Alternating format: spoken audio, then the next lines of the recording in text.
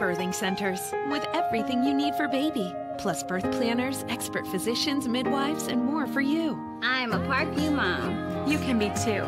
Learn more at parkviewmom.com. Friday Night Lights.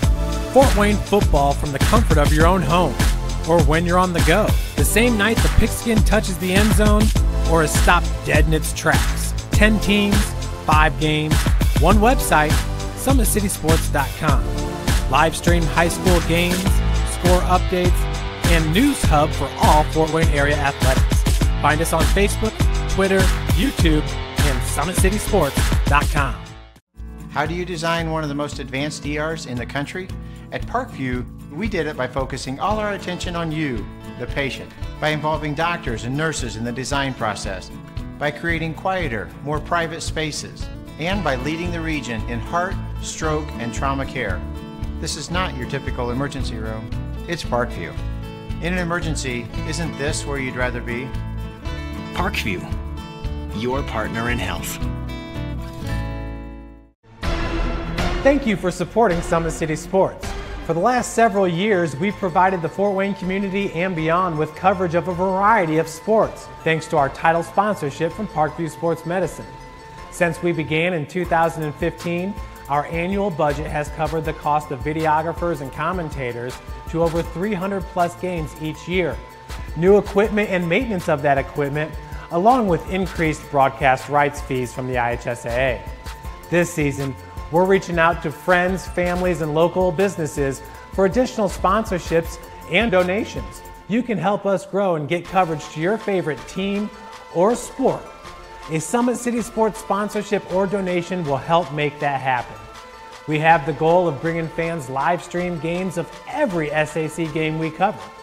With the additional funds, we'd invest in mobile internet devices, allowing us to bring our supporters every SAC conference football and boys and girls basketball games live, as well as more coverage for sports like cross country, tennis, golf, swimming, wrestling, track and field, baseball, and softball. For more information on sponsorships or how to donate, visit SummitCitySports.com. My grandpa taught me years ago, do business with people you know and who know you.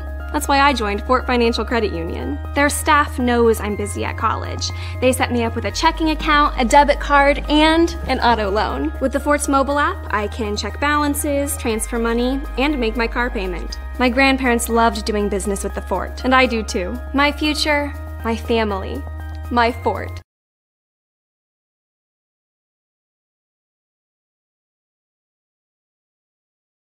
Welcome to the University of St. Francis, located in the heart of Fort Wayne, Indiana, where the Cougar basketball programs have won 2 national championships and finished runner-up twice since 2010. And the Cougar football program is fresh off a 2016 national championship. USF is a 3-time gold-level Champions of Character institution, one of only 12 NAIA schools to earn that distinction. The University of St. Francis provides you the opportunity to get a great education while competing for championship. Welcome, gentlemen, to the 2018 USF Coaches Clinic. We've got a really special treat for you. These gentlemen combined 700 victories in coaching. So we have just a blessing to have these gentlemen here. I want to thank Coach Svarczkopf and Coach Isaacs for being here. Dad, you had to be here. It's our clinic, so he had to be here. But we've got just a great panel here to discuss some really important issues. We've got 4 categories, talking about some leadership philosophies and things that these gentlemen really held dear in their programs. Talking about being a head coach, the details and the things that they have done in their careers to have such success. Each of these categories we're going to talk about, gentlemen, we'll open up some questions for you as well, the audience. So feel free. Coach Didier will be around to field any questions that you have. So we'll do the intros here. So I've got to write these down. They're quite lengthy here with these gentlemen here. So our first legend really needs no introduction, but we'll do one anyway. This legendary coach won 9 SAC championships, 13 sectional championships, 7 regional championships, 3 semi-states, and a 5A state championship in 1992. He was the SAC Coach of the Year 5 times, and the state of Indiana Coach of the Year in 1992. In his illustrious career that spanned 18 seasons, 194 victories. Folks, please welcome Indiana Football Hall of Famer, the former Snyder head coach, Mr. Russ Isaacs.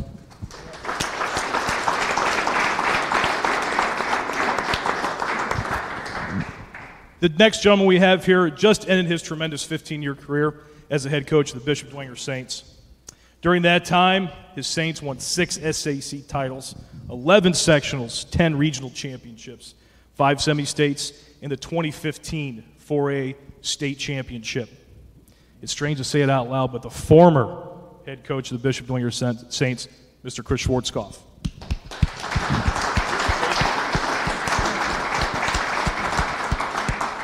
Our final legend is the founding father of college football in Fort Wayne. During his 39-year coaching career, he has totaled 316 victories, which is not only the most in NAIA history, it makes him the winningest active football coach in college football at all levels. With in 20 seasons at USF here at the University of St. Francis, he has won 13 Mid-States Football Association championships, 17 postseason appearances, 5 national championship appearances, along with the past 2 seasons winning back-to-back national championships. He is, 10 times the Conference Coach of the Year, the AFCA National Coach of the Year for the NAIA 4 times, both in the last 2016 and 2017, the past 2 years. Welcome, Coach Kevin Donley from the University of St. Francis.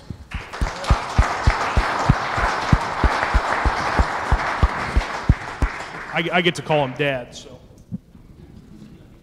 Gentlemen, again, thank you so much for doing this. Again, this concept really came about where we really kind of thought long and hard. We've done this for a few years now, this Coaches Clinic. And really, with the resources we have with these gentlemen, to provide just incredible amount of information and life experience in the art of coaching, we wanted to do this and share with you some of their stories. Coaches, this is a bit of a cliche question, kind of an obvious question. But Coach Isaacs, I'm going to go to you first here. Why did you become a coach? What inspired you to be a coach? Is this one? Yeah, we're good. Yes, sir, we're good. What inspired me to become a coach was I was an athlete all through high school and all through college.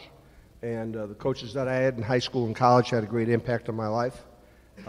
And playing was always a lot more fun than working.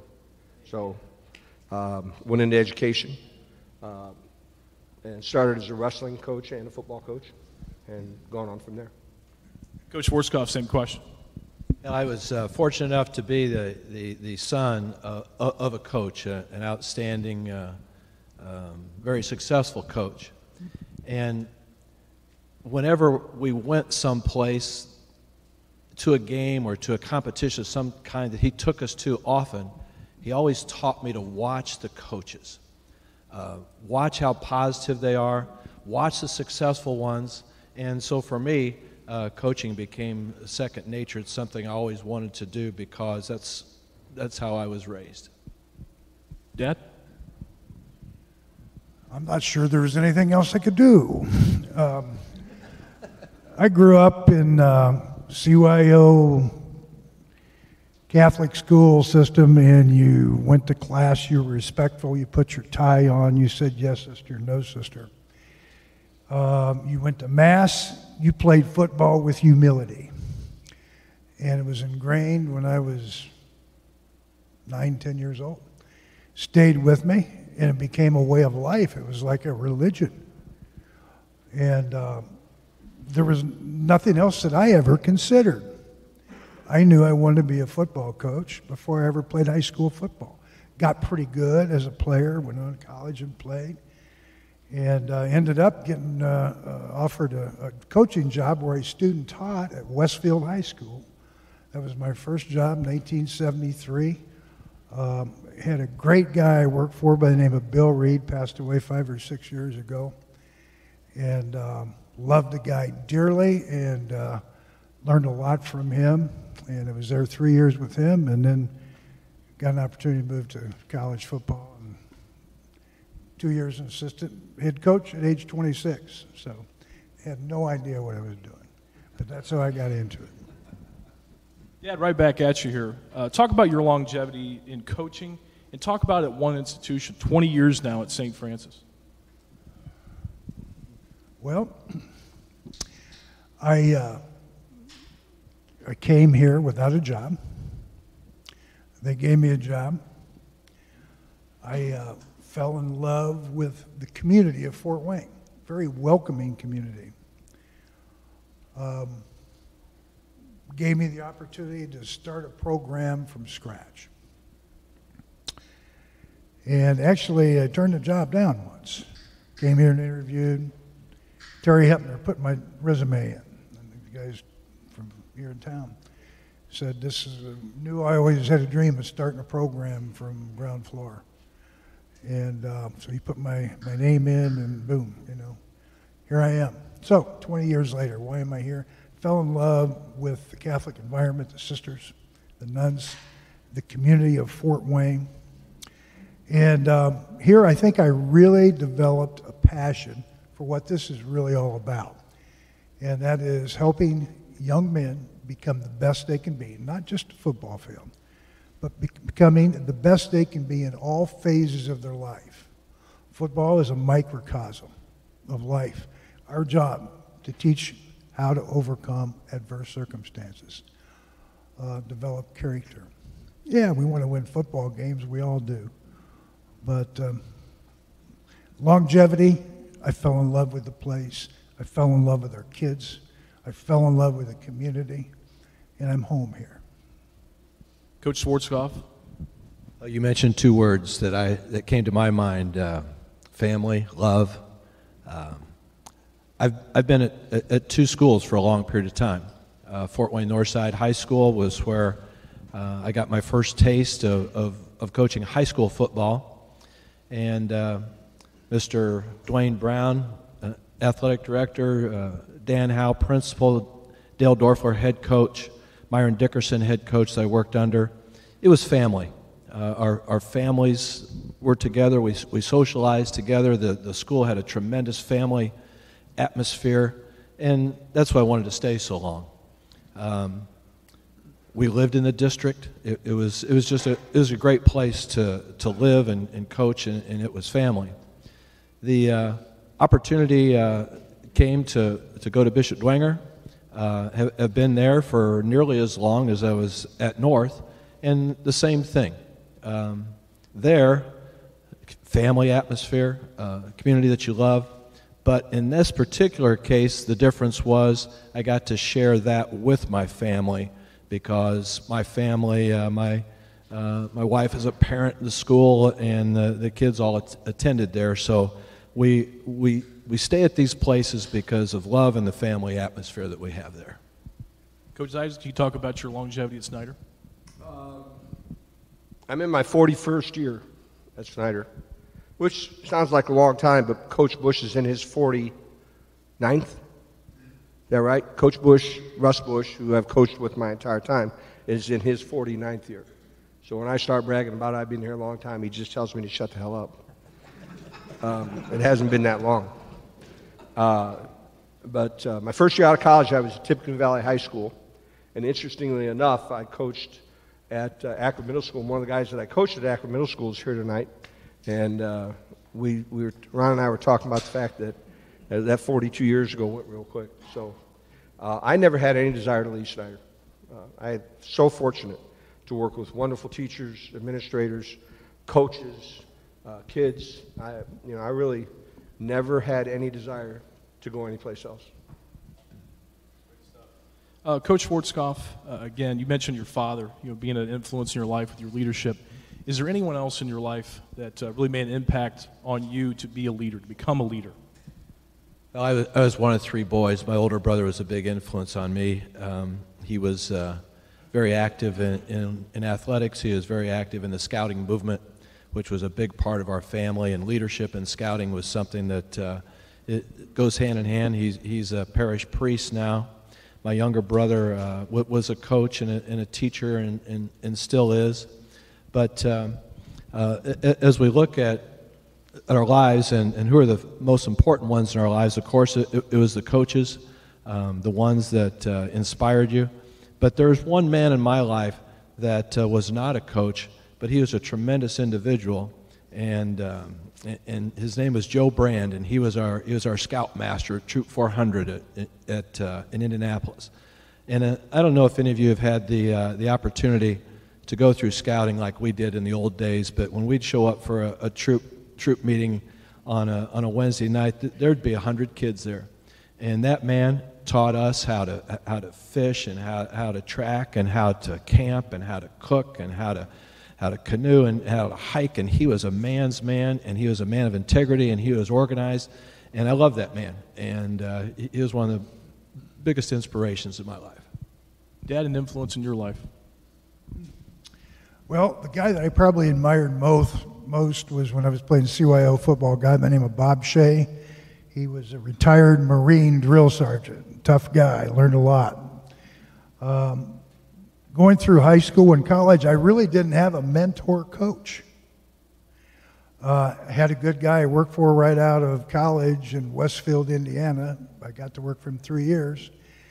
And I had an opportunity to move as an assistant coach in the collegiate level at age 24. I had all the answers as an assistant coach. I knew everything. And then at age 26, I got offered a head coaching job. I was scared to death. Now I had to shut my mouth and find a way to get it done.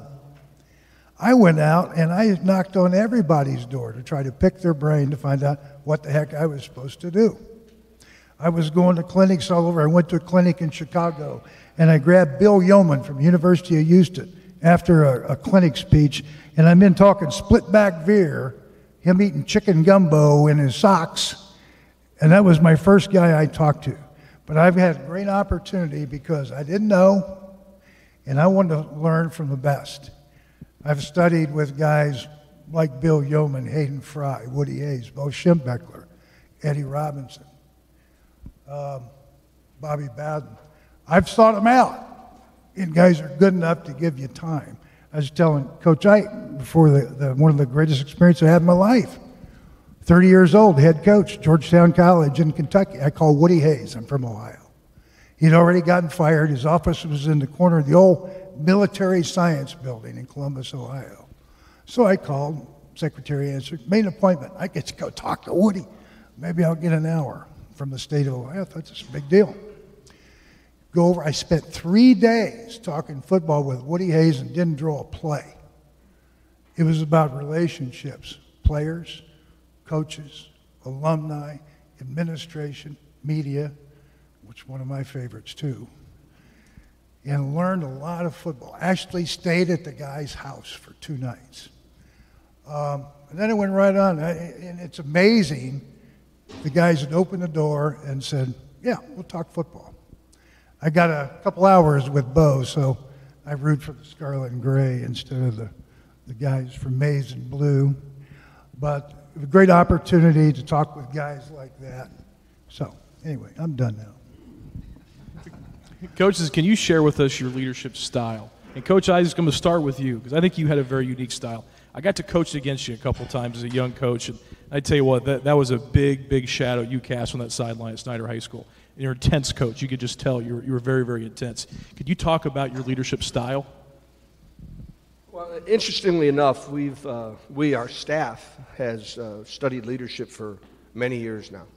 And although I go to a secular school and not a school based in religious studies as you do, we do believe in God. That's a joke, okay? We're not surprised. I'm not surprised. And because of that, our leadership style has evolved to servant leadership, okay?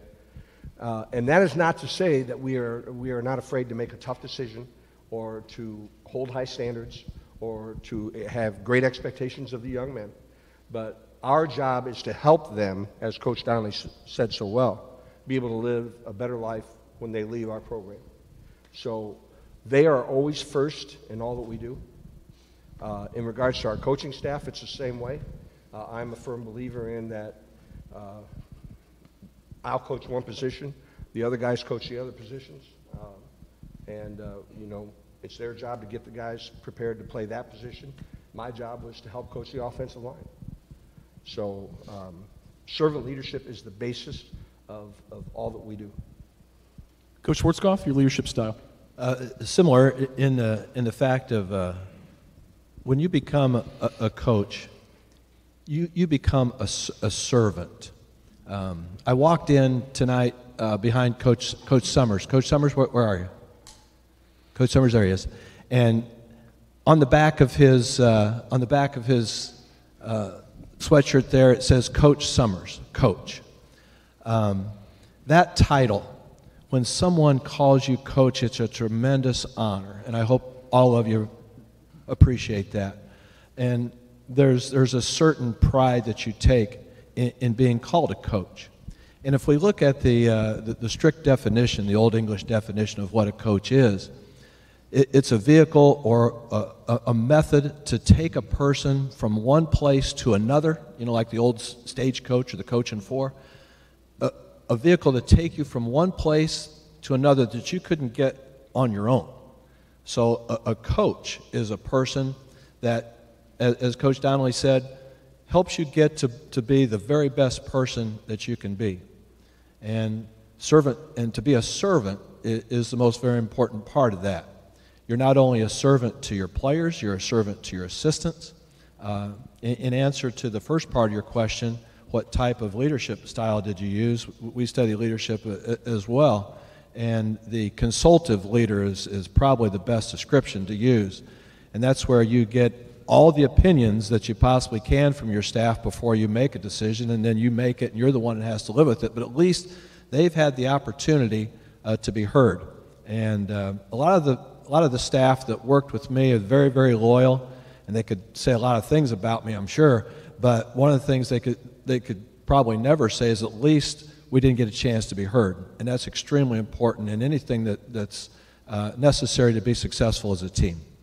Let me add one thing. Yes, Pat. sir. And I believe this completely, okay? All of us as educators and coaches make a decision at some point in our life that we either live our life in the service of others or we live our life in the service of self, because there are a lot of self-serving people, and there is no middle ground. We all decide at one point or another, I'm going to do everything I can to help you, or I'm just going to do everything that makes my life better and benefits me the most. Powerful stuff. Great, Coach. Dad, your leadership style? What was the question? It was a long time ago. Your leadership style. I forget things quickly. I'm just worried about how I'm going to get down. That's an elevation for you, isn't it? My leadership style, gosh.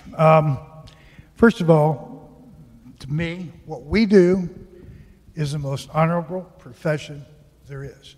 It couldn't be any better. The influence that we have over young men's lives. I've been in it so long because of that. I want to surround myself with people that I trust, that have character, that when the bullets are flying, I know they're going to be there. We're going to have each other's back, because then that filters down from me to the coaches. I'm going to fight for them. I'm going to find ways to support them. I want their feedback to me to make the best decisions for our players. There's got to be a trust. Coach to coach, relationship with them, me, with each other, carries down to our players. And our style is family style. We have fun. I believe that you have to create an environment of self-passion. I'm not going to say anything to make a young man motivated to do something. He's got to want to do it himself. It's our job, and it's not an easy one, to be able to motivate them to want to do it themselves, be passionate themselves.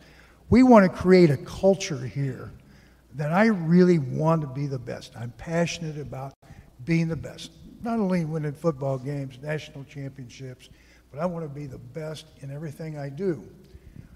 So my style, I want to create an environment that's fun. I want them to I can't wait to get to football practice. We make it tough in here. You got to make it tough. It can't always be easy, but I want them to be excited to walk out on the field. In here, this is boot camp. They can't wait to get out on the field. That's fun. It is a game to be played and to have fun. So we all do it together. We all have a place. I cut the pie. They got it. But we're all in it together. And it becomes a real family event. Dad, really to kind of piggyback on what you just talked about, can you talk about accountability in our program and how we hold players accountable?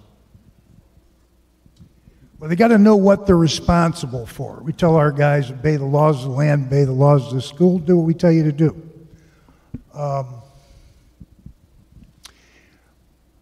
I believe that you got to build character before you build good football players. You teach blocking and tackling plays. Character is an ongoing process that you have to continue to build. And one of those things is accountability. You got to know what you're responsible for, and you got to have the courage to make them accountable.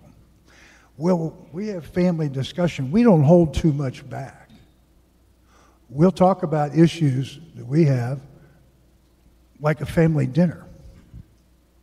Quite open about it, so we can help each other get through difficult times. A little different. A lot of people, that's personal, one-on-one. We're pretty open. We share each other's issues. We admit when we're wrong, when we make mistakes. That's part of leadership. Coach Svarczkopf, how you conveyed accountability in your program? You know, in this study of coaches that we've made a lifelong passion, so much reading, so much studying, spending time with other coaches, and coming up with what your rules, regulations are, and your way of life. I don't think I've come across anything better than the 3 rules that Coach Lou Holtz had for his team. We copied those, and I hope that any player that ever played for us in the last few years can quote those 3 rules. And it all comes down to that, and we mention it every day, practically. You know, rule number 1 is do the right thing. And along that comes the question, can you be trusted? Rule number 2 is do your best.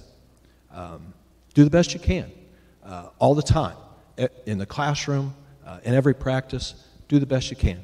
Rule number 3, treat one another like you'd like to be treated. Those 3 rules, they sound so simple, but if you think about it, and the more study I did on that, those 3 rules are based on 3 very important laws that our Lord gave us, right? Faith, hope, and love. The first one deals with trust. The second one deals with hope.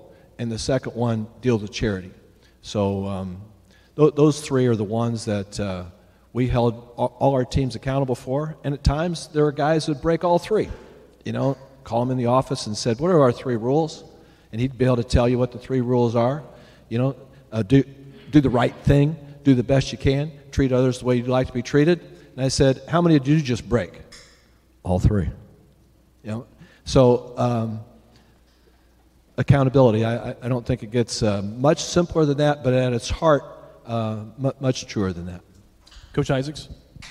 Well, the foundation of our program is very similar to what the coaches have said, but we have 2 founding principles of the program, and that is our program is based on teaching the work ethic every day in everything that you do, whether it be in, as you say, do your best all that can in all that you're doing, whether it be in the classroom, mowing the lawn, cleaning the toilet, polishing your dad's shoes. It is your responsibility, your obligation, and you have the capability of doing the best you can in everything we do. So when they leave us in 4 years, we want them to have a firm understanding of the importance of work ethic as it applies to the rest of your life. And the second founding principle is we have to love others more than we love ourselves. If the defining component of any team, yes, it is talent, speed, size, coaching, but the defining component of any team, and every coach here will tell you this, is how much the guys on the team love each other. If they don't like each other, if they don't love one another, if they don't care about one another, you have no chance. You have no chance. But if they truly care for one another and are willing to put the other guy first before themselves, which is a guideline that applies for the rest of our life, because there's no reason to teach anything that doesn't apply for the rest of your life. So we pound work ethic and love each other. Work ethic and love each other in everything that we do, and they hear it 1,000 times by the time they graduate. And like Coach Svarczkopf said, we hope that they know that by the time they leave us in 4 years. Coaches, the next question is, how do you develop leadership within your teams, with your players? Coach Isaacs? Well, we have a leadership class that we started a long time ago, all based on servant leadership. And there's all kinds of information out there now that you can acquire and, help structure and develop leadership classes and that kind of thing. But the definition of leadership that we use is leadership is influence. And like it or not, whether we accept it or not, every person that we interact with every day, we are leading. One way or another, positively or negatively. And that is true in practice, that is true in school, that is true at home. We are all leaders, whether we accept it, believe it or not, because when we interact and have an opportunity to exchange greetings, hi, how you doing, or whatever, we are impacting other people every day, whether we realize it or accept it or not. So we, first of all, want them to understand that everyone is a leader. And then life is a series of choices and relationships. Every choice has a consequence, and every relationship has an impact on our life. Every time you make a choice, there's a consequence. Every time you talk to your little brother or your little sister, kindly or rudely or meanly, you are impacting them in some way, one way or another, and your teammates and everyone else. So, that's how we approach leadership. We all have the opportunity to influence, and we're all going to make choices, and we're all involved in relationships. And whether that is positive is solely our choice and our responsibility. Coach Svarczkopf? Well, I hope that everybody takes something away from tonight that you can take back to your team, and I've got one here for you when it comes to leadership, because as Coach Isaac and his team have, we've been studying leadership for years, and we came across a new curriculum here within the last 4 or 5 years. This was shown to me by Rick Strife down at Cathedral and another person I met from Charlotte Central High School in Carolina. The program is called Habitudes. I know that Fort Wayne Community is looking very strong at this program. It's used in a lot of programs and throughout the country, not only high school athletics, but college athletics and professional athletics as well. So go online, get this program. It's called Habitudes, but written by Dr. Tim Elmore. He is the expert on leadership, and believe it or not, he was an understudy of the person that wrote our programs, John Maxwell. He was an understudy of his for 20 years. But Habitudes is an image-driven curriculum, and I'll just leave you with an image of one chapter. And the chapter is, he'll show you a picture of hot air balloons, these beautiful hot air balloons that are flying over Albuquerque or someplace like that, big, beautiful things full of color. And that habitude, which is hot air balloons, teaches us that balloon will stay up there as long as it's filled with hot air, as long as it's filled with that drive, that optimism that coaches fill it with and teammates fill it with. But what happens when we quit filling that hot air balloon? That thing starts to drip, and then the effects can be tragic. We all need, Coach needs, I need, Coach Isaacs needs, every one of our players, every one of our coaches needs those hot air balloons to be filled with positive comments and optimism every day. And that's just one of the chapters of the many that you'll find in that program. I really highly recommend it. Dad, talk about leadership, how we develop it. Well, I'm sitting here seconding the motion. Oh, yeah, seconding the motion with you guys. Influence, right. Positive attitude, that's what it's all about. I'm just going to share a story with you. 2014, we were 6-5. Worst season we had here since we started the program in 1998. In this room in the summertime, we averaged 9 of our 115 players. It's not mandatory, it's just strongly recommended. So the result, we were 6-5. We had to change the culture. We had to influence, we as coaches. Brought the coaches in one morning and said, we got to change this culture right now. And it started with all of us together. We're going to influence this weight room. We're going to get stronger. We're going to get tougher. It's a process of things. We used to have it where we had strength and conditioning coach and a couple of GAs in here, and everybody else came when they could. Now, every morning, not every morning, 3 mornings a week, our entire staff is in here with our players every morning, or with 3 mornings a week, Monday, Wednesday, Friday, 5 a.m. Okay? We're in here with them the whole time. We're in here together.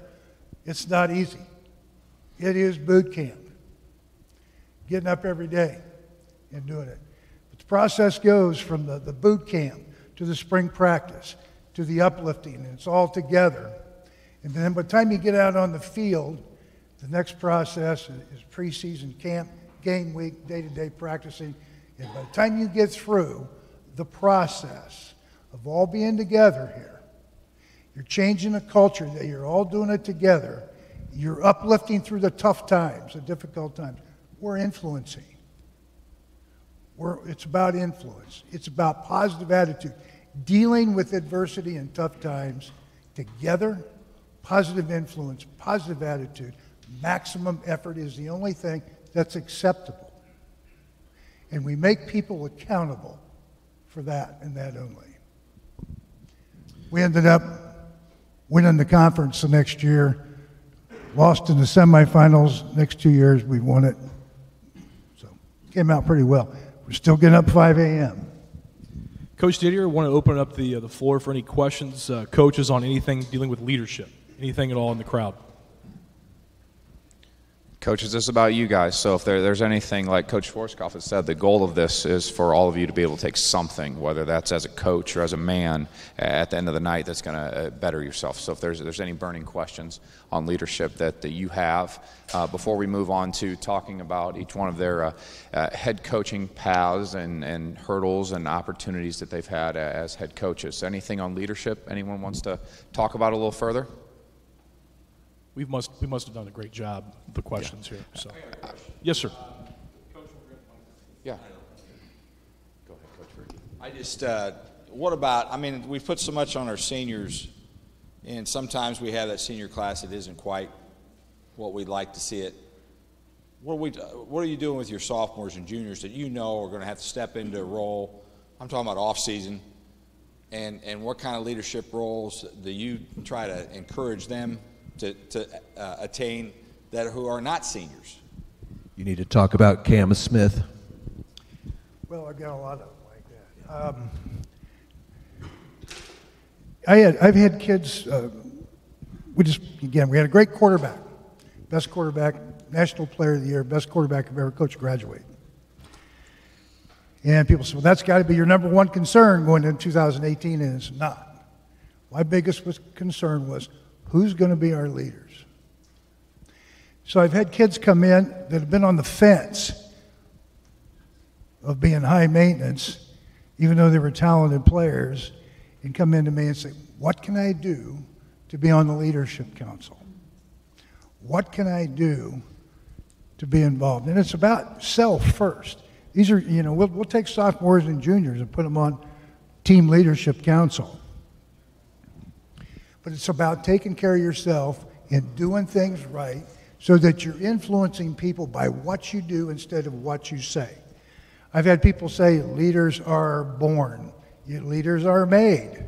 They're both. I had a quarterback there, he could run for president, and he's a natural leader. I got a linebacker who'll be a senior, he's a natural leader. Most of them aren't.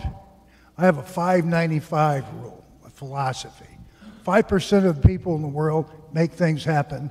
90% follow, and 5% are just a pain in the butt.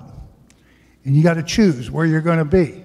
We tell our kids, you be in the upper 5, and you start by doing things right. You're doing them with maximum effort, so people respect you, they want to emulate you, and they're going to follow your example. Coaches, any input on the question? Well, every class, we define the role of every class. For instance, our freshmen, we separate them from everybody else, but all the coaches on the staff coach the freshmen, and they get all kinds of attention. They're patted on the back, they're loved up, they're babied, and then their sophomore year, they're thrown in with the juniors and seniors, and your sophomore year is your toughest year because they have to make the transition from being babied and coddled and loved to practicing with the juniors and seniors, the varsity guys. The junior year, they're rehearsing to be seniors. They're rehearsing to take over the program. And the senior year, they take over the program. And they've heard this message for 4 years, that when you're a senior, the program is yours, okay? Our job as coaches is to create an environment where the program will flourish and the individuals will flourish. That's our job. But we don't decide how the senior year goes for these guys. They decide that themselves. So they've heard it for 3 years coming to their senior year, and we tell them, if you're a crummy senior class, we're going to have a crummy team. You know, that's cold, but it's true. We have to have a great senior class every year. And they know that responsibility for 3 years leading up to the senior year. Now, that's not to say there aren't great sophomore and junior players at all.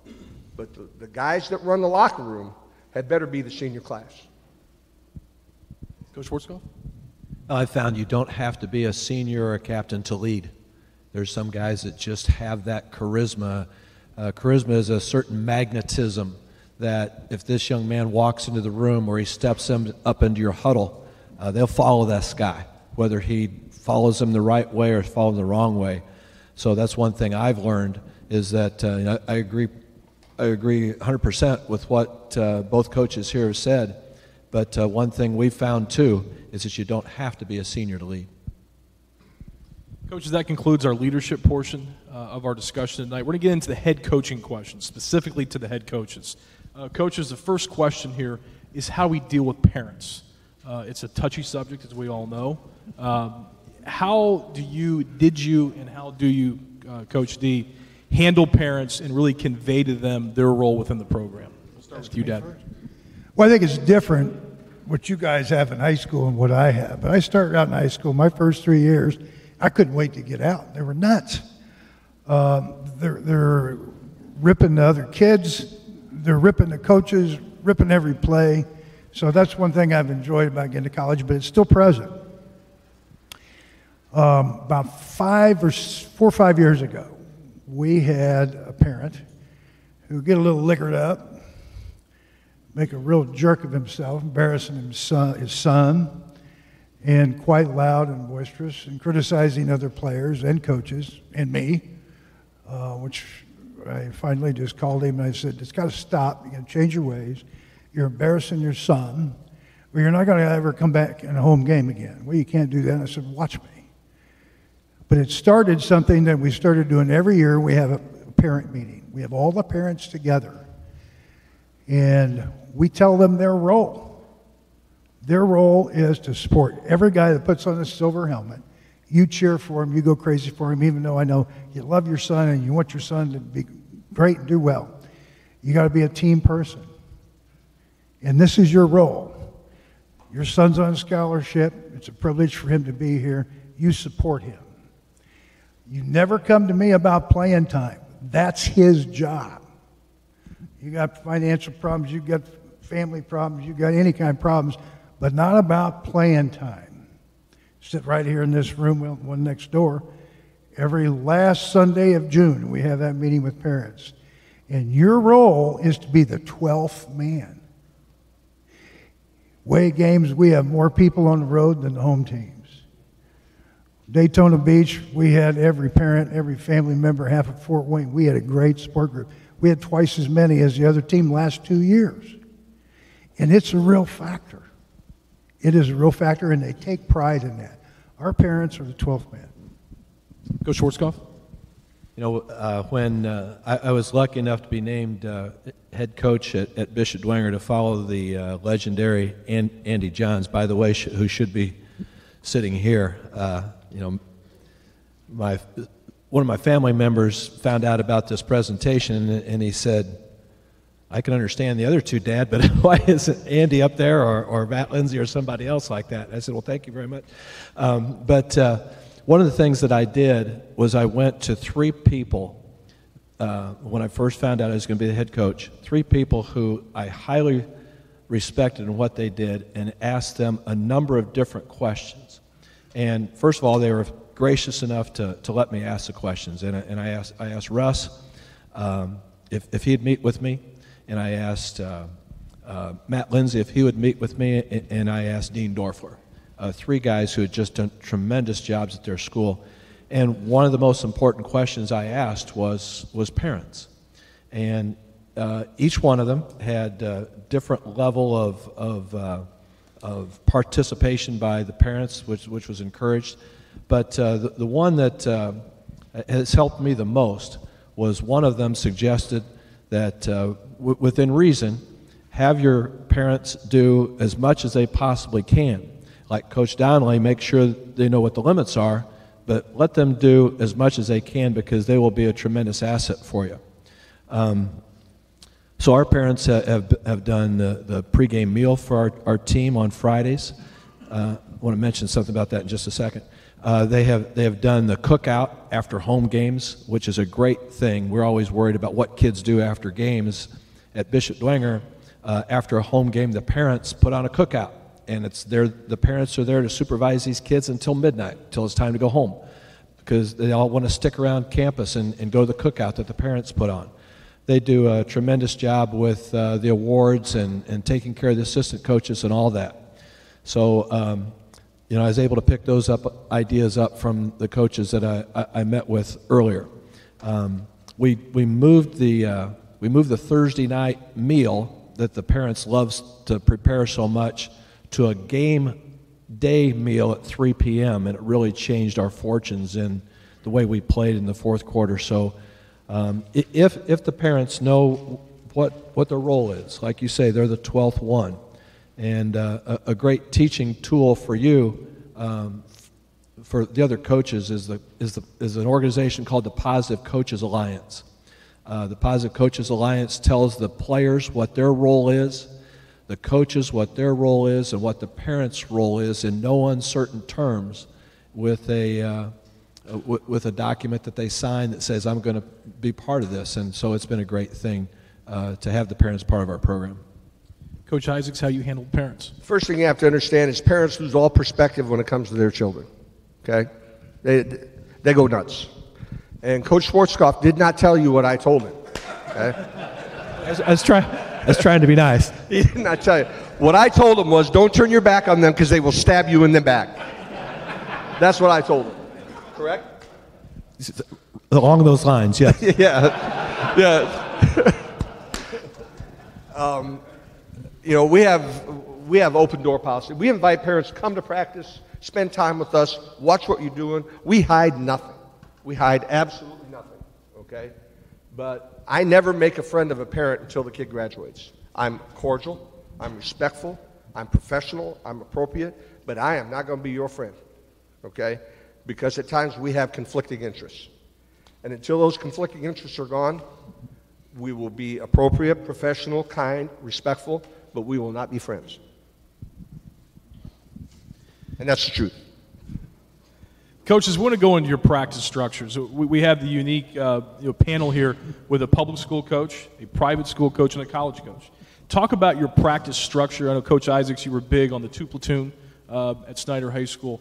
Your practice structure, how you organize things, just general thoughts on how you practiced at Snyder. After school starts, in August, before school starts, obviously sophomores, juniors, and seniors practice together. Freshmen practice separately. And we bring the entire staff in to practice with the freshmen. So that Coach Klein and I, that work with the offensive line, we start working with the offensive line when we're freshmen and continue through their senior years. And for the most part, that group doesn't change because we get all the guys that nobody else wants anyway. All right? Nobody's robbing the offensive line for their position. You guys got to loosen up. Come on. Holy cow. It's a tough audience. Then once school starts, we start with special teams and we do our individual skill or group skill or team skill, whatever. But the thing that we try and do as much as we possibly can is integrate freshmen in the drill period, not contact drill, technical stuff, footwork stuff, tackling, blocking, so that they begin doing the same drills alongside the seniors and do those same drills for the next 4 years. So I think that's probably the best thing that we do, is to include the young kids as much as possible so they see, what our expectations are in regards to their effort, their performance, their concentration, their focus when they're freshmen. It's no different. We're not going to send those 50 kids down there with 2 guys and say, okay, go down there and coach the freshmen by yourself in every aspect of the game. Coach Svarczkopf, again, you've had players that go both ways. again, with your numbers of Dwenger, again, how did you practice? You know, the beliefs that you have and the way you practiced. Well, we tried to platoon. And I really give compliments to the teams that do. You know, I look at Concordia High School, and you know, they're very, very successful, and they two platoon. We always wanted to have. I always felt that it was difficult for that to work at our school. I always admired what you guys did in that you had one coach that coached those receivers, and he coached those guys from their freshman year all the way up. And he was at every game. He was at every freshman game. He was at every JV game. He was at every varsity game. And I always admired that. But you know what you have to do is you have to do what works for you. And what works for us is that some of our assistant coaches, the vast majority of them, are not in the building, and we have to depend on guys that can get there when they do. So what always worked best for us is we do offense first and we do defense second. One of the things I do feel that having players play both sides of the ball, I really felt that it made them a more complete football player. It gave us an opportunity to change positions a little bit easier. Not that we ever try to prepare somebody for college. You know, that's not really what we're about, is to prepare somebody to be a college football player. But when those guys do come knocking at your door, it sure is nice to tell them that, you know, he played this and he also played that. You know, a story I always tell about that type of thing is that Tyler Eifert, who was the best tight end in the country, All-American tight end at the University of Notre Dame, was not offered a scholarship as a tight end by Notre Dame.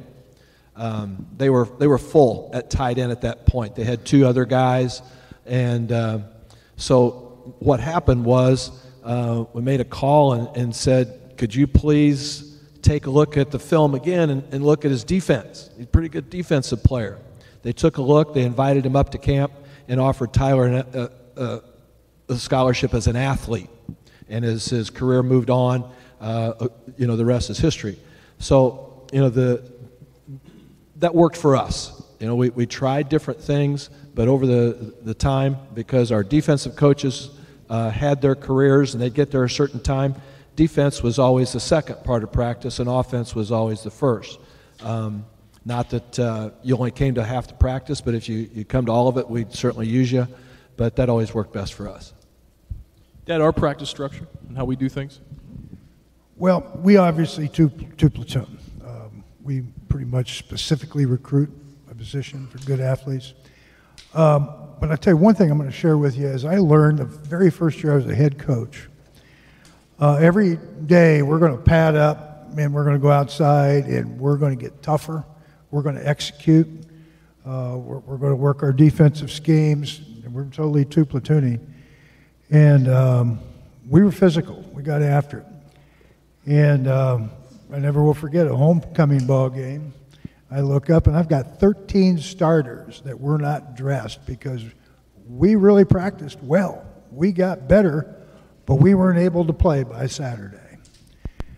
So I said, better think this through. I don't like to, I have younger coaches that'll fight me, the guys in the trenches. They'll want to put pads on a lot more than I want to. I think you can get a lot accomplished. And if you talk to NFL coaches right now, they're with pads, one day a week, if that.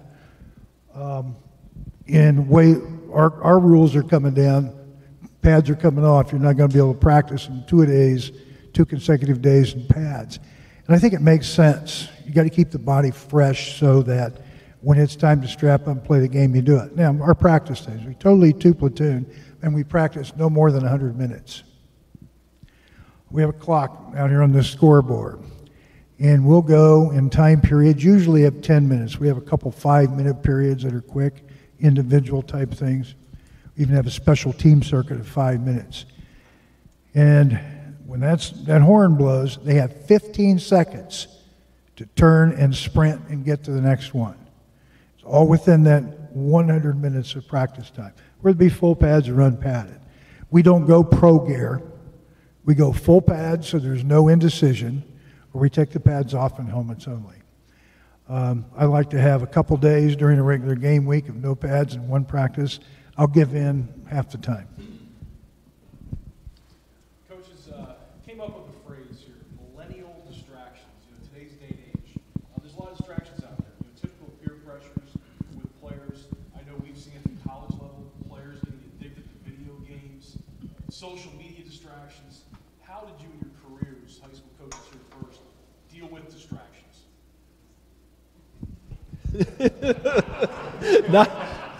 Not very well, I'm telling you.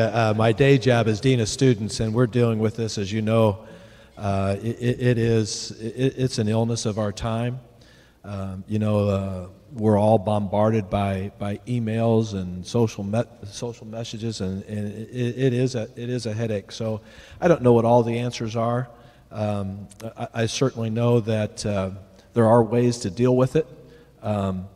Just today, the gentleman I talked to you about earlier, Dr. Tim Elmore, he has a blog, and he sends out articles regularly on how to deal with these issues. He calls this Generation Z. The millennials are the ones that previous to that, but the generation that we're dealing with now, the 15, 16-year-olds, the Generation Z, and the issues that they're having with the technology and the social media, he's got some really great ways to deal with that, and I highly recommend those because I'm certainly not the expert. Coach Isaacs? You have to use the word focus a lot, and what you're involved in make you a better person. Here, I've used this forever. We call it the mom rule. Do whatever you want to do in any way you want to do it, if you would do it if your mom was standing next to you. If you can't do it with your mom standing next to you, don't do it. And that solves a lot of issues. It sounds very simple and kind of trite and ridiculous, but it's true. Social media is an absolute pain in the ass for everybody, and it has to be dealt with. It can't be ignored. That's one of the things that you have to talk to the parents about, and we have to constantly talk about keeping your focus on what matters, and that's working as hard as you can in everything you do, care more about your teammates yourself, and if you do that, then you will not make bad decisions. Coach, is kind of a unique question here. Again, put yourselves back. You're right out of college, your first teaching job. You got a coach just starting out in the profession. You tell him some words of advice at this stage of his career to be the best he can be. Coach, right out of college. Find someone that you admire, someone whose record is wholesome, someone who's done a tremendous job, and go interview that guy. I mentioned to you that I looked up to this man and what he has done, and he'll be the first one to tell you that it's not about the wins and losses, but it's about the development of the young man.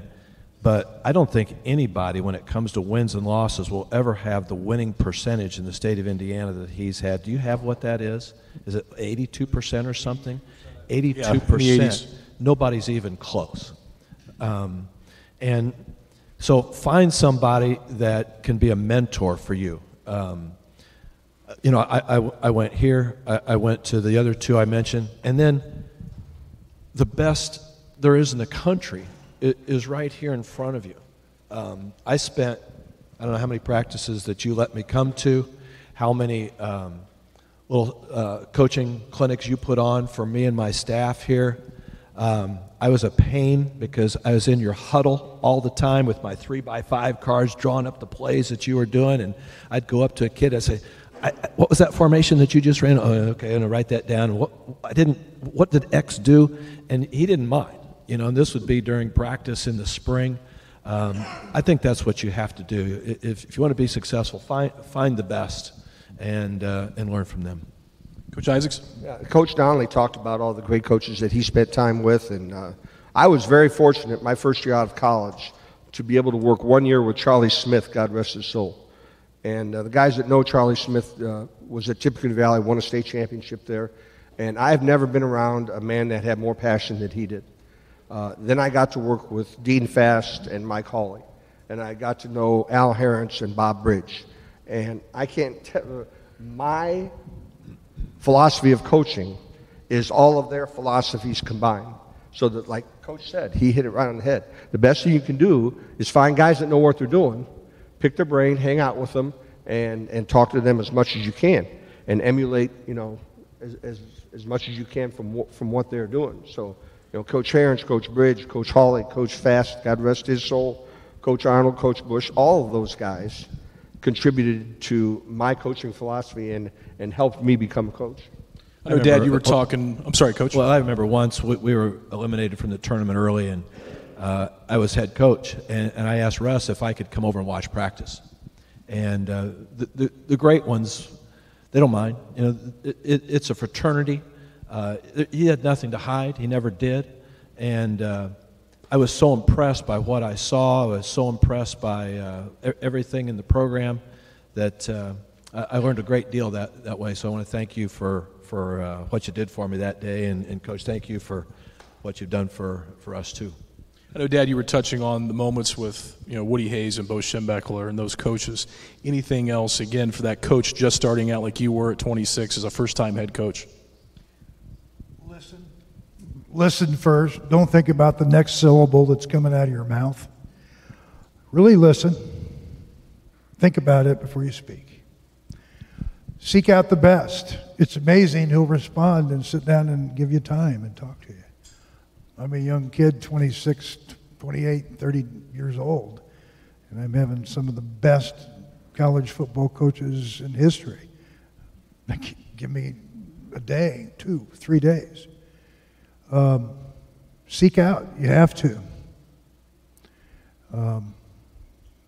Ask questions. Listen and learn. It's a process.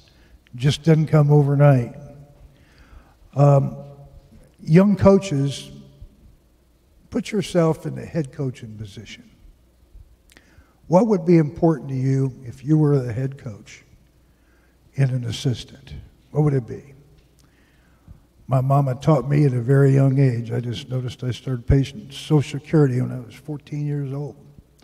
And that is to make the boss, make yourself so valuable to your boss he can't be without you. I don't care if you're spreading blacktop, coaching football, coaching the O-line, recruiting, whatever it is. You make your boss, make yourself so valuable he can't be without you. The same type of question here, coaches, but maybe for a first-time head coach who's been an assistant maybe a decade or so and worked under someone, just a brief bit of advice on a first-time head coach looking for that job. Go ahead, Coach Isaacs, go ahead. Be yourself. I wanted to be the head football coach, excuse me, at Northside High School after 5 years because Myron Dickerson left and moved off to Wawasee. So I put in for the job, and so did Dale Dorfler, and so did some others. Dale ended up getting the job. It was a great pick for them. And as it turned out, even though I wanted the job very badly, I probably would have tried, I know I would have tried to be the next Myron Dickerson because that's the only thing I knew at the time. So I think you have to be yourself. You can't be the next Kevin Donley, the next Russ Isaacs. You've got to use the strengths that God gave you and do it in your own way. Coach Isaacs? The first thing you need to do is find guys that will work with you, assistants from your school or out of the building or whatever. You got to find 3 or 4 guys, and you have to sit down and you have to devise a plan that covers every contingency, every detail necessary to run the football program in the proper manner. And get their input. These are people that you trust and people that are knowledgeable. Get their input and make a plan, a rock-solid plan. Then live the plan. Then after you've done it 1 year, go back, evaluate the plan, revise it, change it, dismantle it, rebuild it, whatever you need to do. But there has to be a plan in place. There can only be one agenda, and everybody has to live that agenda. Coach Donley? Got to cut the pie. I mean, you know, you sit down and what all's got to be done from coaching every position, every technique, installing every play, recruiting every player by every region, every high school in the state. and you got to divide the pie, and it's about people. You got to get good people that you trust, and make them accountable to get the job done. But again, it's a people thing.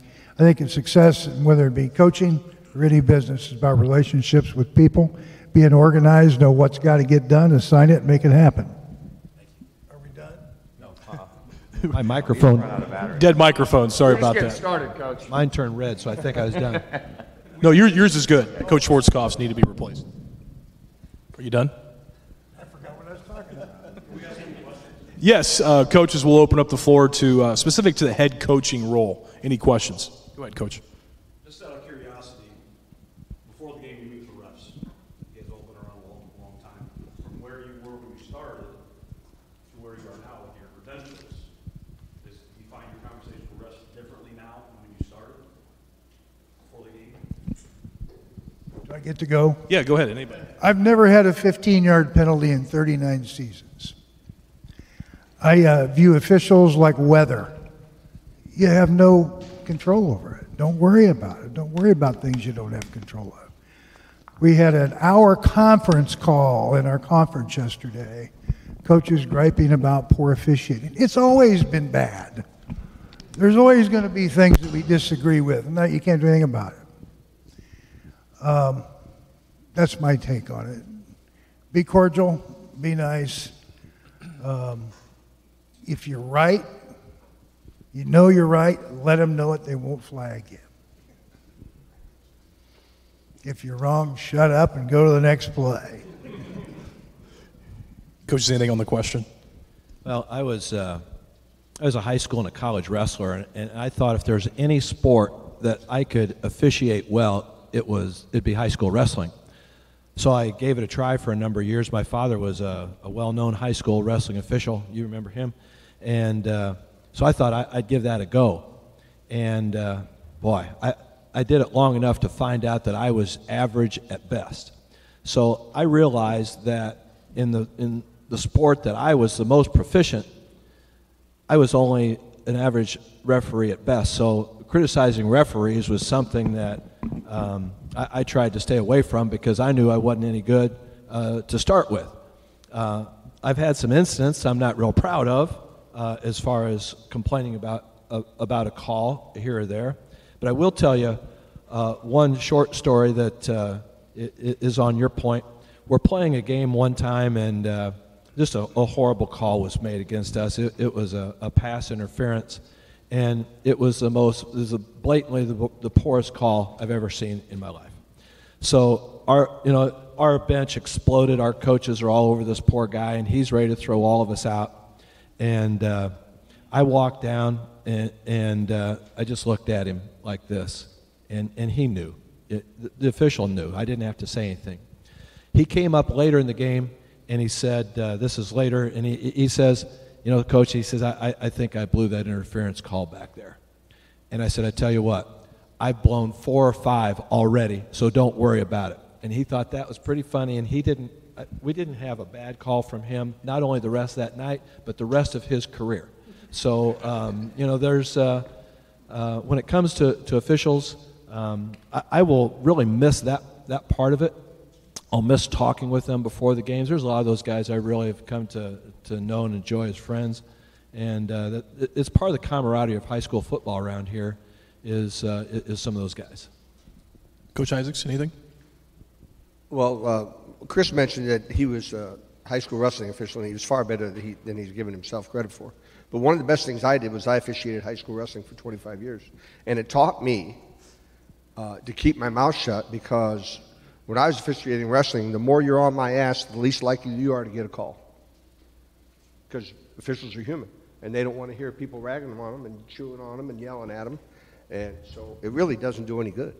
It does no good to berate officials. It doesn't help anybody. Any more coaches or coaching questions from the crowd? Coaches, we'll move on to schematics. Okay, we'll get into some schematics. Can we talk about your offensive philosophies and general thoughts, and if there's a concept or a play that you can share with us that really exemplifies your offensive philosophy, we'd love to have you share that. Coach Isaacs? Well, our offense has evolved over the years, but it's still pretty much Our running offense is a block down, kick out, double team offense. Yes, we run a little zone. We used to think that that was communistic, but to zone block. But now we're block down, kick out. The one thing I would tell every high school coach, and I don't care what formation you're in, under center, shotgun, you have to have some way to run a power football play, where it's 3rd and 1, that your guys know this is what we're going to run. The other guys know this is what you're going to run. And then you've got to be able to do it better than they can defend it. And the next thing would be 3-level boot. You've got to have 3-level boot in your offense somehow. And once again, I don't care for what formation. You've got to have a flat defender. You've got to have a drag defender, or a flat receiver, a drag receiver, a 0 on the front side, or a deep comeback, or a post on the back side, or whatever you want to do it. But high school defenses struggle defending well-executed 3-level bootleg pass. Anything on the blast play? Any more detail? No. Pardon me? Any more on the blast play? Any more detail? A little power O? No? It's not too hard to figure We'll talk about that later maybe. Coach Svarczkopf, your offensive philosophy?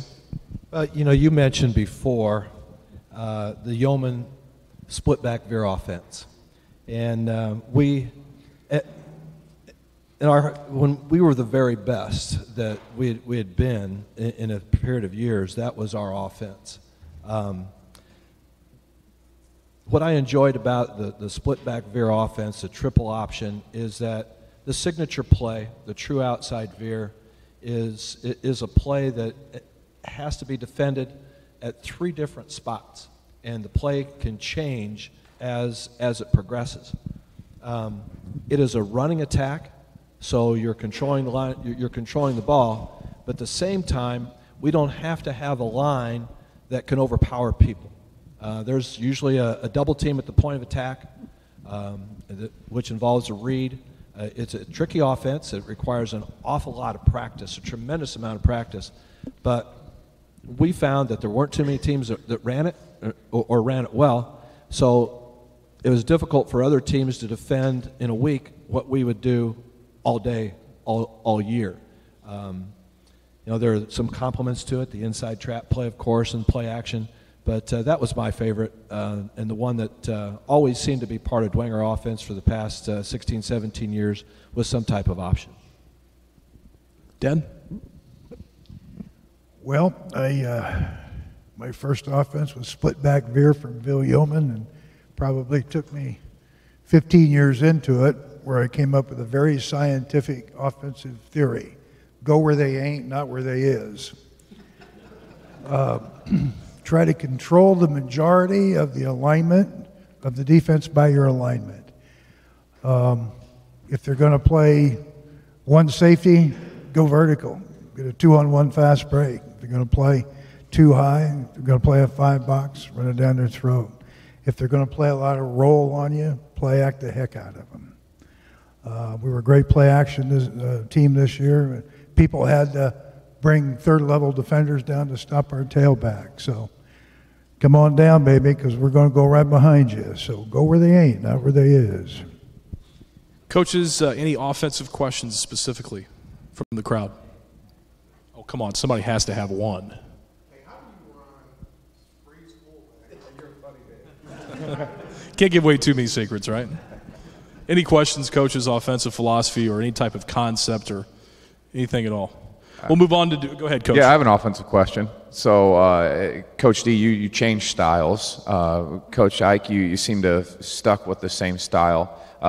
Talk to each one of you to talk about navigating, either deciding at what point in time, based upon football in general and the athletes that you have, navigating that fine line between adjusting your scheme to the players that you do have, or trying to find players for the scheme that you've set forth. Jersey numbers has a lot to do with it. If you've passed out all the jersey numbers and you've got a lot of 50s, 60s, 70s in the locker still, then you better go to some type of option attack. All right. If you've got if there's not many 50s, 60s, 70s in that locker, then you can go to power. In the years that we had the very best offenses that we've had, we've had some tremendous offensive lines. And that's of course where it all starts. We've had some great offensive line coaches. Of course, Jason Fabini does a tremendous job, and Jason Garrett. When you have great coaching and great athletes, good players up front, it doesn't matter a whole lot as far as what's going on. But we changed and adapted over the years, and a lot of it was because of what we thought those guys could do. I always felt it was easier for us to adjust rather to make a player fit into our system. Coach Isaacs? Interestingly enough, we left being under center and from the I formation because we had a quarterback that couldn't move his feet. He could throw it okay, but he didn't separate from center well. He wasn't agile. So we moved him back there 5 yards and tossed it to him and said, okay, now we can throw it a little bit. But we made that change because of the kid that was playing quarterback for us. You got to do what, like every coach will tell you, you have to do what best suits your kids. But one of the things that we have really focused on is exactly what you said. We have to be tough on the offensive line. And everybody knows that we're going to double team the three and we're going to do this and we're going to do that. But we have to be tough on the offensive line. Because most years we have ball toucher guys that are going to be pretty good. But if we can't get it done up there, just like Coach Svarczkopf said, if we can't get it down up there, we don't have a chance. Moving on, I know, Dad, you're an offensive guy. Talk about your defensive philosophy and maybe even who you're looking for to run the defense. You asking me? Yes, sir. Dad. You're a good defensive coordinator. Let him go. I started out on the defensive side of the ball, and I was a 3-4 guy at that time, 5'2" slant angle guy, cover the center, make life miserable for him.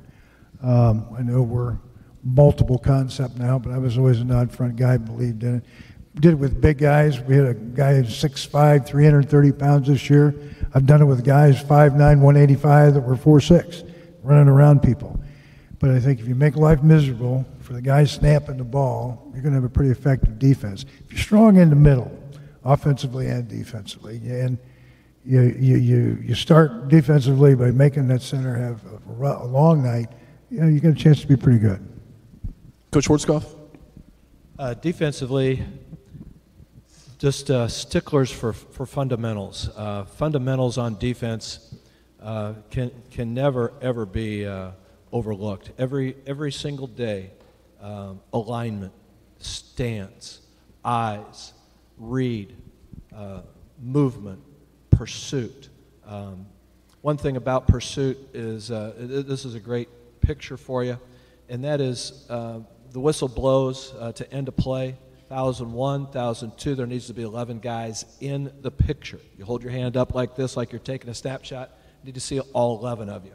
There's a photograph hanging in my office behind me, and it's a picture of us playing a particular game years ago, and we put this picture up outside our locker room quite often, and it's a picture of one player from the other team who has the ball. It's the end of the play, and he is all kind of scrunched up like this. He's in the process of being annihilated, and around him are 9 saints. 9. There's guys down here, there's guys here, there's guys up there. The 2 guys are not in that picture regret it this day, right? Because every day your pursuit is about in that picture at the end. And we talk about what is it like to be on the ground, you're the ball carrier, and to look up and you see 11 gold helmets helping you up. That's demoralizing. That's something that you get with defense. You get that attitude with defense. Another thing about defense that we get excited about is a saying that we had that somebody told me years ago. I was playing golf with my brother, my older brother, and he says, I love to come up and watch your team. And I said, well, good, I'm glad you do that. He says, yeah, I'll come up whenever I can. He says, because I love to hear your team play. And what he's talking about is he's talking about a number of different things. He's talking about the calls and the communication that's made at the line of scrimmage. You know, calling out formations, students who know the offense of the opponent so well that they're calling out plays before they even happen, and then the contact and the fun and the excitement that they hear. And that's a motto that's been with us ever since, is come and hear us play. Coach Isaacs, your defensive philosophy? Yeah, there's really not much to add to that other than the fact you have to defend your gap and run to the ball. Defend your gap, read your key, run to the ball. And that sounds very simple, but it's just the great teams run to the ball. The teams that are not great don't run to the ball. And it has to be hammered, you know, every day in practice and in every drill, and defend your gap, then run to the ball. Coach Isaacs, from a first-hand account, coaching against you, your teams were tremendous in situational football, those scenarios. Can you tell us how you game plan for situation and how you execute, or how you practiced it and you game plan situational football? Third downs, red zone, things of that nature, all the situations. Yeah, and I would add to that being able to attack any portion of the field that is they are not defending well enough. If they're avoiding a zone or avoiding a gap, or, you know, leaving a two-gap bubble or that type of thing. I've been fortunate to work with great coaches, and you know, when we would game plan on the weekend, we would talk about you know, we have our base plays. Okay, we've had 5 base running plays that we're going to run against everybody. You know, because if we can't make those plays work, get on the bus. Okay, because it's going to be a long night. And then we have to have a third and long pass play. We have to have a bailout pass play, first down play action pass, third and short play action pass. I mean, it's just you go through every scenario, and then you build a play for that scenario that is attached to another play that is in the basis of your offense. So there's a progression of what you're doing. Complementary play to a base concept within that situation. Absolutely. Coach Svarczkopf? I'm sure that there's many of you out there that are a lot better at situational coaching than I ever was. And I know that as a fact because as coaches came to our staff from other programs, they'd give us ideas that I'd never practiced or heard of. Casey Kolkman is a tremendous example. Casey came to us as a head coach from 2 other schools, and we went through a situational game plan every Thursday. But one thing that we did that we always enjoyed tremendously was something called Pride Time. Didn't do it that often. We did it often very early in the 16 years ago. We did it all the time. And later on, as contact was limited, we didn't do it nearly as often. But Pride Time goes like this. All it is an overtime. And if you're an offensive guy, that day or that practice, you're on that sideline, and you line up from the 10-yard line all the way to the end line. If you're a defensive guy, you're over there, and we're going 4 downs. And it is best on best, 4 plays or however long it takes you to score, and it is an overtime situation. I mean, it is all out, full contact, hard-nosed football, and more fights broke out during that time amongst coaches and amongst players, but it was awesome. And there's yelling, there's screaming, there's cheering. We videotaped the thing. It was something that they looked forward to. And in the hallways, you'd see them, and they'd say, "Pride Time tonight, Coach?" And I'd say, "Oh, I don't know." "Well, Coach, we have Pride Time." So when it comes to situational, that's your overtime right there, and that's your time to really get excited about practice. And I always did one of these before we started. Dear Lord, if anybody gets hurt, I hope it's nobody that we need, and you move on. Dad, I know you could probably do an hour and a half on our toolbox approach offensively, but if you can kind of cut that time down and explain our toolbox approach when it comes to situational football. Don't use a hammer if you need a screwdriver. How many times have you seen a 3rd and 7 situation, you complete a 5-yard hitch and got a punt? Want to make sure that necessary yardage. We have categories that we prefer. We have touchdown plays. We have pass plays that are designed to pick up 15, 10, 5 yards. We work on vertical field position, coming out, going in, 25-yard line in. First and second down plays, it's just part of a game plan. It's already in your conversions. You know what you want to, how you want to attack various defenses, what their strengths are, where their weaknesses are. You find a weak link, you attack it, try to get mismatches and so forth. But we will practice every day. You know, we got 300 minutes a week. We're going to practice those situations. We'll have every day an inside run, full pads or not. We're going to know how we're going to fit our run blocking and how we're going to be reading this particular defense we're going up against this week. And we're going to do every situation. We're going to have first and second down periods, 10-minute periods. We're going to have third down conversion periods. We're going to have red zone periods going in. So you got 300 minutes. You got situations from third down conversion tools to vertical field position coming out and going in. You can do it and get a lot of reps in if you keep the call list down. We'll probably have 80 different things in our playbook or offensive menu. But hush up back there, we're talking. Rotenbeck. Put that dadgone cell phone away. That's how we talk in team meetings. Behave yourself. Put that cell phone away. You're not allowed to have those out in team meetings. What was I saying? Talk about the toolbox approach. But you have enough of those in 300 minutes if you keep your playlist down in the low 30s. When you start to creep up and you try to use the whole playbook, you can't. You got to select the menu, what you're going to have for dinner that Saturday or that Friday night. Coaches, any questions about schematics with these gentlemen? Once again, great job, coaches. Hit it all. Coaches, this is kind of the closing. Got a few questions more.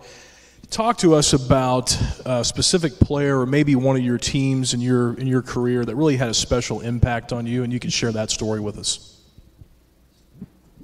Well, interestingly enough, this past weekend I happened to see one of our former players, and he talked about the impact that the football program has on his life every day and has since he left them. One of the things, and this is kind of, I'm going to digress here just a little bit, but we are very fortunate in our staff that we've had a lot of guys that played for us be on our coaching staff. And there's no greater compliment than to have guys that played for you come back and want to coach with you. And, you know, so that's just wonderful. It's tremendous, and it's great for our program. And we have guys here tonight that did that. So that's very meaningful for me to have guys come back and spend time giving and making great sacrifice for the program because the program meant a lot to them. Coach Svarczkopf? In 2014, we finished not very well. Matter of fact, this is an unbelievable statistic. We scored this many points in the fourth quarter in 2014. I just still can't believe that. It's something that will, be part of my resume, I'm sure, for a long time. But so we wanted to make a number of changes in the program, and we did. The kids worked very, very hard in the off season, and then a couple of us got sick. Fred Tone became very sick.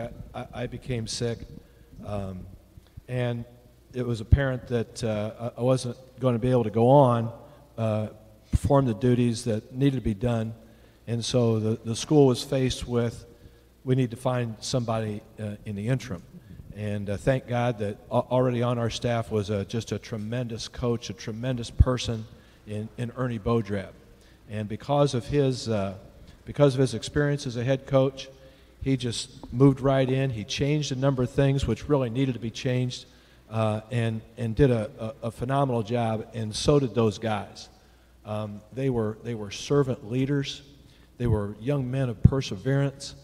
That team was behind 5 times late and ended up winning the state championship. They were behind at halftime the state championship game.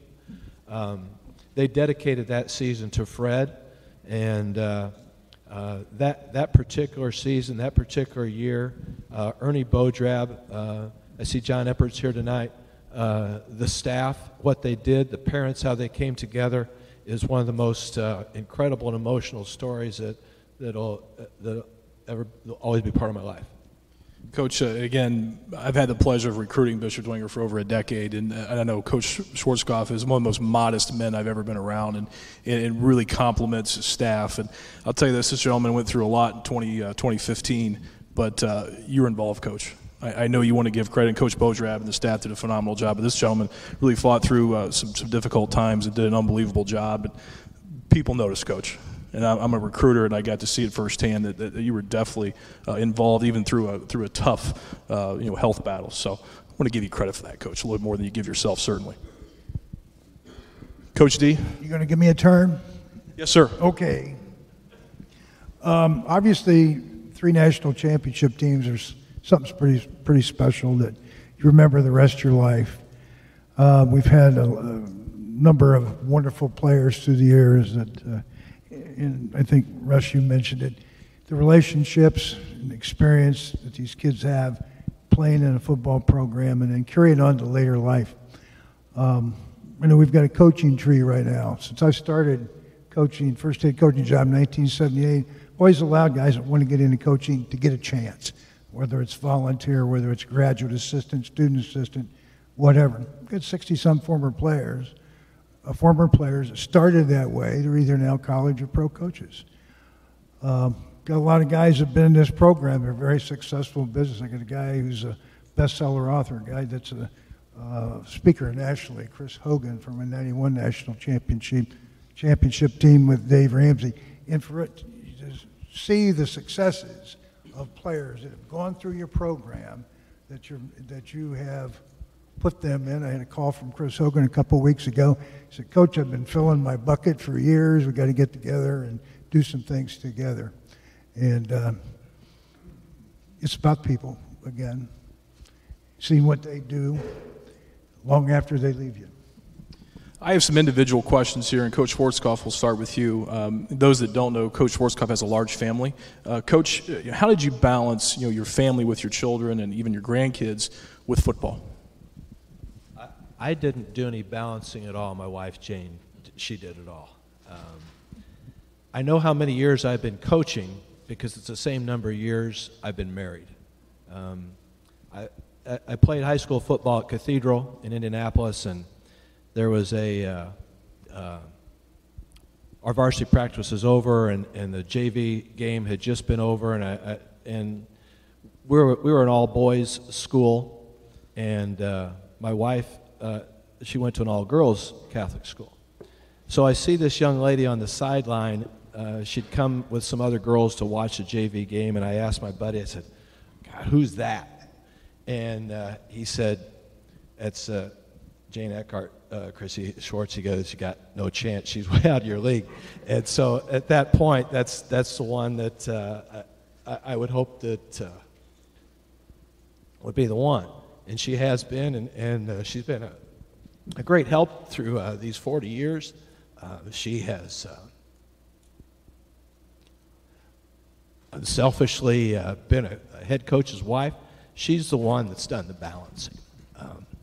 Been very fortunate that 6 of my children have gone through the same grade school together. They've all been Bishop Dwenger graduates. They're all college graduates now. We're very fortunate at that. We've got fortunate enough to have 10 grandchildren, and so there won't be any problem filling the time.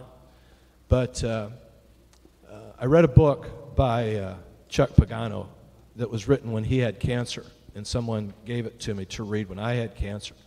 And his slogan was faith, family, football, in that order. And I stuck with that. That's been the way it's been for the last few years. I know our staff didn't put in the time that the other staffs do. I felt that family was necessary. We did our thing on Saturday morning, and I couldn't wait to get in the car and go someplace on Saturday with my wife. We'd go to Notre Dame. We'd go to IU. We'd go to a game at St. Francis. We'd go someplace just so that family was important, and football wasn't the end all during the season. So I've been blessed in that regard. Coach Isaacs, again, you had such a tremendous career and so many memories, certainly. Do you have one that stands out more than any other, your fondest memory at Snyder? You know, I touched on it a little bit before. My life has been very rich because of the people that I've had the opportunity to work with. And they have made my life better. And that's the coaches that I've had the opportunity to work with over 40 years. And the players that I had the opportunity to coach over 40 years, and the teachers that I've worked with. So, you know, as I look back, it's rare that people say that they have no regrets in regards to your career, and I have none, because all the guys that I coach with and continue to coach with make my life that much better. I mean, they're loving, they're caring, they're supporting, they're affirming, they help me learn, they let me know when I'm not right. They help me make good decisions, and they always have for all those years. So I'm so very fortunate to have the friendships that I've had. And that's not to be separate from family as well. But as far as Snyder is concerned, I've been so blessed to have wonderful, wonderful friends that have made my life very, very good. Coach Donley in our program has a metaphor that he uses called "fill your bucket," and you know, Dad, I think it's a tremendous, you know, model that we live our program, you know, through that concept. Could you share with us, you know, what that really is, the bucket, fill your bucket metaphor? I think one thing, I've had a lot of people say, boy, you guys won a couple of national titles. Boy, you must have probably the most money and scholarship that you're giving out in your recruiting process. I think we're probably not even in the upper half of our league. What I think that we have been able to do well here is maximize the performance of our players. The very first year I was a head coach, 1978, I had a young man walk into my office, wants to transfer. I'm in a Division III school from a Big Ten school. I want to transfer. He was in academic travel, Division III. You walk in, you can play. He said, wow, we're going to be good right now. School hadn't had a winning season in 7 years. And I got a Big Ten tailback. I mean, this cat's 5'11", he's 210, he can run like the wind. And anyway, so I'm excited. We're going to be good right now. And we start preseason camp. He's there. We're going through camp. And now we're going through 2 weeks of that. And now it's game week. We got to post a starting depth chart. And he's number 2.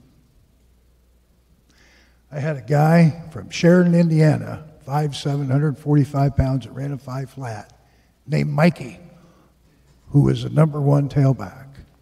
And he came into my office to get the transfer, the stud, came into my office, and I thought he was going to kick my tail. I don't get it, man. I'm bigger, I'm stronger, I'm faster.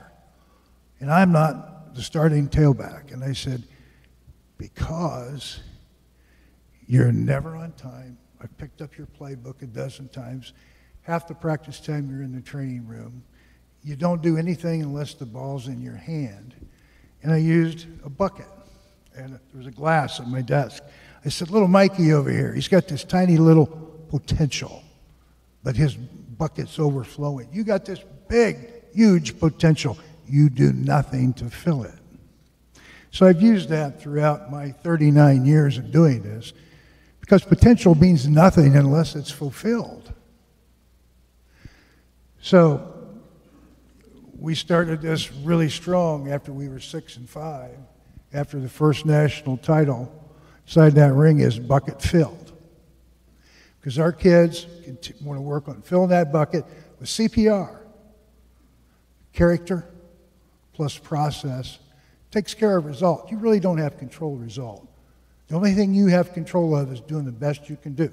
You don't have control of the officials, the weather, how good the other team is. What you have control of is your character, your integrity. Can we trust you? Are you going to be accountable for your responsibility? We're going to teach you how to deal with adversity through a process, from boot camp all the way through summer weights to game day. Character plus process will take care of result. Doesn't always mean championships, state championships, or national championships, but it will mean being the best that you can possibly be. So work on filling your buckets. Coaches, any final questions for the panel? Lastly, gentlemen, one last question we'll ask the entire panel. Long, successful careers. Is there one thing that maybe you would do differently, or at least a learning experience that you may handle differently now looking back on it? Dad, we'll start with you. Anything I'd have done differently? Nope, that's pretty good. I probably wasn't very balanced. I was possessed with the job. I can't stand to lose. I'm a poor loser. I'll do anything to keep from it. We're all trying to find the secret play, but it's still about people. It's about character. It's about trust. It's about maximum effort. It's about a process.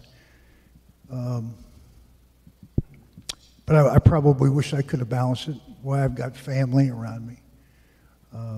Guess I've started figuring out. I put in well over 4,000 hours this past year, and I'm thinking, my God, I need to take a vacation sometime. So if I look back, I don't regret anything. I've had a good life, and I really wouldn't change it. I love it. I'd do it again, all over again. Coach Svarczkopf? I thought about this question, and the answer hit me in the face the other day. I was observing a leadership development class at our school taught by Matt Kostoff. He's our basketball coach, and he does a tremendous job. And the lesson that week was on personalities and personality traits. And he gave the class this exercise to find out what your personality was like.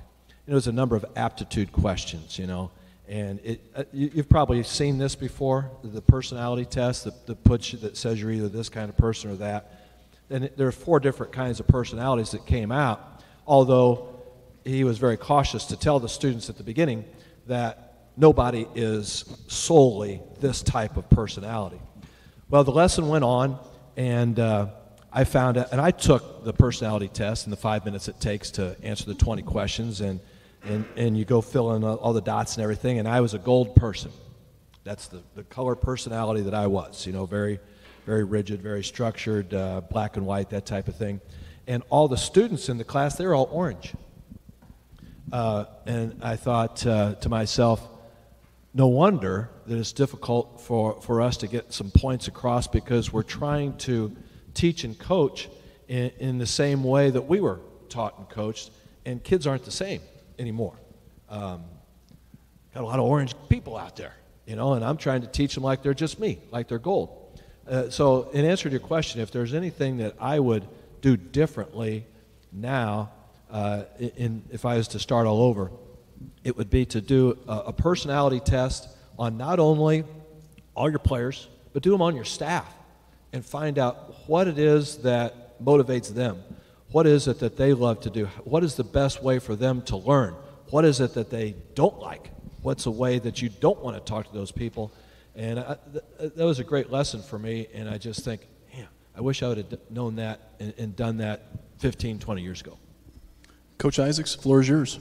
Yeah, before I get that, I just want to make a couple points if I could. First of all, Coach Donley and the staff, they've talked about the fact that you all have been here for 20 years. And we all know this, but there is no greater success story in college football than St. Francis. What has happened, I was here 20 years ago, and I remember it vividly. You were over there cooking hamburgers and selling them for $1 a piece at something, trying to make $20 that day, okay? And it's just amazing. It's just amazing what you all have accomplished, because you have done it right. You've done it right. And secondly, I've always been very envious of your hair. I was going to ask all of you, is there a correlation between facial hair and success? I know, Coach Svarczkopf, you're clean shaven now, but you had a great mustache a few years ago. Is there a correlation to that? We all should start growing, right? So anyway, before I was interrupted, awesome job. Awesome for what you've done. And a lot of you don't know Coach Svarczkopf had an illness situation. When did it start? 3 years ago? 3 years ago? Okay, and I'll make this quick, okay? The Grim Reaper came after his ass twice. Twice. He faced death twice and kicked death's ass twice. And I don't know anybody that's any tougher than that. But as far as football, I've told a lot of guys, the guys I coach with this, I wish I had learned more about the option earlier on in my career. Because everyone hates to defend it. And if you do it right, you control the clock. And it's just a great offense. It's not very exciting. You're not throwing it all over the park and everything. But if I had to do it over again, as a younger coach, I would have learned as much as I could about running the option. Gentlemen, thank you so much. What a great opportunity for these coaches and I know our staff to hear these lessons, and we just appreciate you all so much for taking time out of your schedules. Coach Svarczkopf, Coach Isaacs, thank you so much. Just tremendous careers and just great information you provide us tonight, and Dad, thanks as always. Gentlemen, our staff, the USF staff, will be available for any type of chalk talk questions.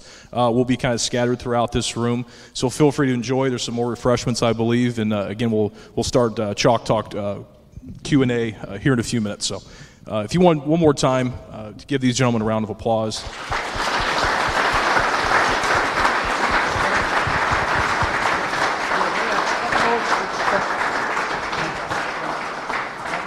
And coaches, thank you. We'll see you next year for this. Beautiful baby, you're sweeter than strawberry pie. Just like the morning, your smile brings the sunshine.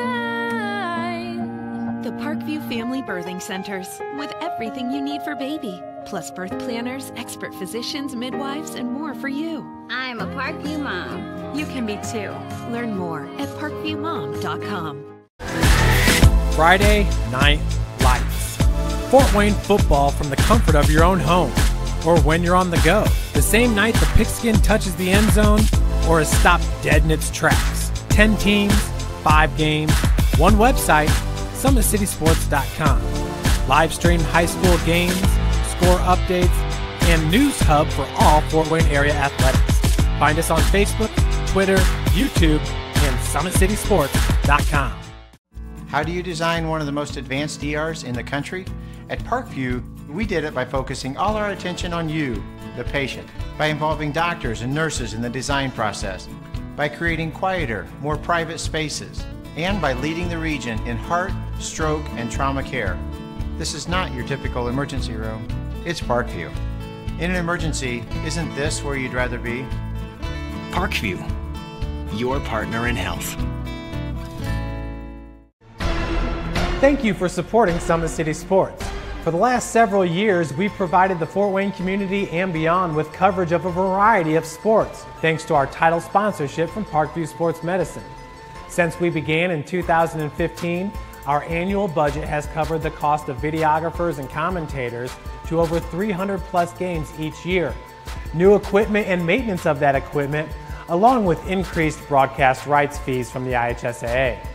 This season, we're reaching out to friends, families, and local businesses for additional sponsorships and donations. You can help us grow and get coverage to your favorite team or sport. A Summit City Sports sponsorship or donation will help make that happen. We have the goal of bringing fans live stream games of every SAC game we cover. With the additional funds, we'd invest in mobile internet devices, allowing us to bring our supporters every SAC conference football and boys and girls basketball games live, as well as more coverage for sports like cross country, tennis, golf, swimming, wrestling, track and field, baseball, and softball. For more information on sponsorships or how to donate, visit SummitCitySports.com. My grandpa taught me years ago, do business with people you know and who know you. That's why I joined Fort Financial Credit Union. Their staff knows I'm busy at college. They set me up with a checking account, a debit card, and an auto loan. With the Fort's mobile app, I can check balances, transfer money, and make my car payment. My grandparents loved doing business with the Fort, and I do too. My future, my family, my Fort.